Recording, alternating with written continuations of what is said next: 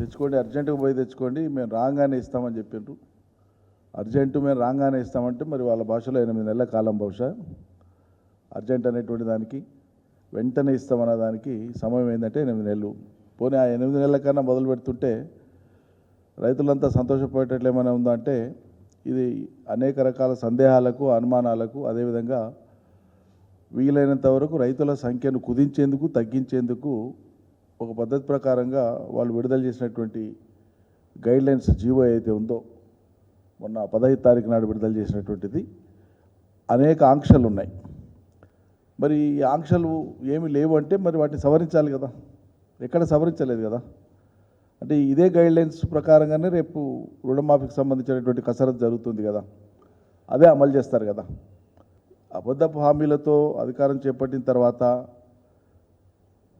వచ్చిన వెనువెంటనే అప్పులని, వడ్డీలని అనేక రకాల సన్నాయి నొక్కులు నొక్కిండ్రు. తెలంగాణను ఆనాటి పరిస్థితులలో ఆఖరి నిమిషం దాకా వ్యతిరేకించి అడ్డుకున్నటువంటి చంద్రబాబు నాయుడు గారు, వారి పార్టీ అనేక మంది యువకుల బలిదానాలకు కారణమైనటువంటి చంద్రబాబు నాయుడు గారు సైతం 10 ఏళ్ల తెలంగాణ రాష్ట్ర అభివృద్ధి మీద మాట్లాడుతూ ఆయన అంగీకరించక తప్పని పరిస్థితులలో భారతదేశంలో తెలంగాణ తలసరి ఆదాయంలో నంబర్ 1, అభివృద్ధిలో అద్భుతంగా అభివృద్ధి చెందిందని చెప్పి అంగీకరించాల్సిన పరిస్థితి. మరి ఈ పరిస్థితి ఉన్నప్పుడు అధికారంలోకి వచ్చినటువంటి కాంగ్రెస్ పార్టీ తాను ఇచ్చినటువంటి హామీలను అమలు చేయడం కోసం ఎందుకు మీనమేషాలు లెక్క పెడుతున్నట్లు, చెప్పినవి ఏవి ఇప్పటిదాకా ఎందుకు అమలు చేయనట్లు, పథకాలు ఎగ్గొట్టేందుకోసమే పూనుకుంటున్నారు తప్పిస్తే నిజంగా అమలు చేద్దామనేటువంటిది తాపత్రయం అక్కడ కనిపిస్తలేదు. చెప్పిన రుణమాఫీని అమలు చేసి కొంత చేసినాం అనిపించుకోనికే చేసేటువంటి కాలయాపన చర్యలే తప్ప చిత్తశుద్ధి లేదు దీంట్లో అని. రైతు బంధుకు ప్రామాణికత ఏంటి? పట్టదారు పాస్బుక్ ఉన్నటువంటి రైతు అర్హుడు అని చెప్పినాం మేము అన్నట్టు. కానీ మరి ఇప్పుడు మీరు రుణమాఫీ ఎట్లా ఏ బేసిస్ మీద చేస్తున్నారు? రైతు బంధు ఎందుకు ఇవ్వరు? దాన్నే ప్రామాణికంగా తీసుకొని మీ విచారణలు, మీ పరిశీలనలు, మీ బుద్ధి ఉన్నంత టైం తీసుకొని చేసుకోండి, మాకు అభ్యంతరం లేదు. కానీ రైతులకు తక్షణమే రైతు భరోసా ఇవ్వండి. రేపు వాళ్ళు తలపెట్టినటువంటి రుణమాఫీ మొత్తం లక్షలోపు ఇస్తామని చెప్తున్నటువంటి రుణమాఫీ మొత్తం 11,20,000 మంది రైతులకు 6,800 కోట్ల రూపాయలకు సమానంగా ఇవ్వడానికి సన్నద్ధమైనట్లు మాకు సమాచారం ఉంది. గత ప్రభుత్వంలో మేము రుణమాఫీ చేసినాడు 29,000 కోట్ల రూపాయలు రుణమాఫీ చేసింది కేసీఆర్ సర్కార్, 2 విడతలు కలిపి.